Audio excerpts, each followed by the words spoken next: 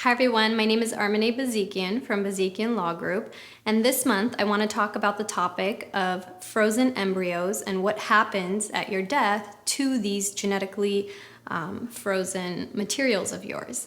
So with advances in technology, we're seeing more and more couples turning to fertility centers when they are attempting to start a family.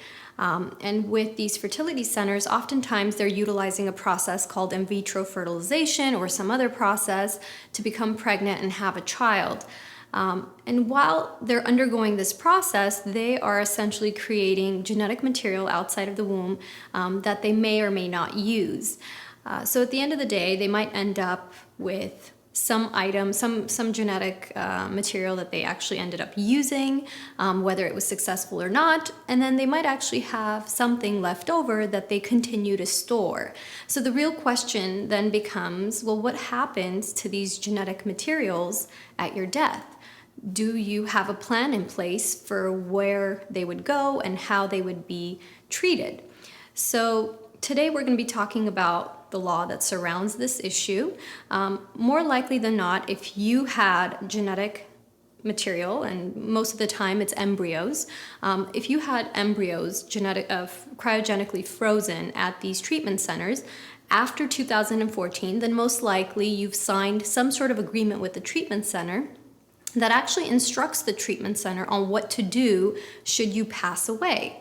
And so if you haven't done that, if you have embryos that are frozen and you have not signed any contract with your doctor instructing them on what to do, the real concern is what happens at your death. Are you okay with these embryos being used to bring about another life after your death? What we in the estate planning world call posthumously conceived heirs, meaning the heir or your beneficiary is actually conceived following your death. Are you okay with these genetic materials being destroyed? If you are, how do you want them to be destroyed? What method feels right for you in the destruction of these embryos? So these are all questions that you yourself should review when you are compiling answers for the estate planning process, and you should think through and figure out what you would want done with them.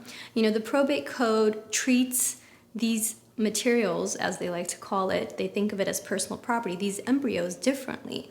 So if you do not want anyone to utilize these embryos following your death, you need to put a plan in place that addresses it in your estate plan.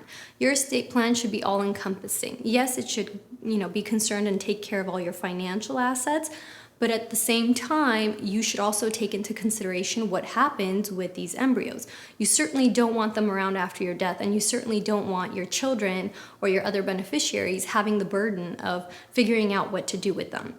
And most importantly, you don't want them around because the storage fees on these embryos continue on these cryogenically frozen materials. So if the storage fee continues long after your death, all of a sudden these treatment centers become creditors of your estate, meaning they can come back to your estate and request these unpaid fees to be paid from your hard-earned assets. So think about what you want done and definitely address it. We would love to discuss this topic with you further in detail. If you haven't considered what to do with your embryos or other genetic materials that you have stored up until this point, we highly recommend that you incorporate it into your estate plan.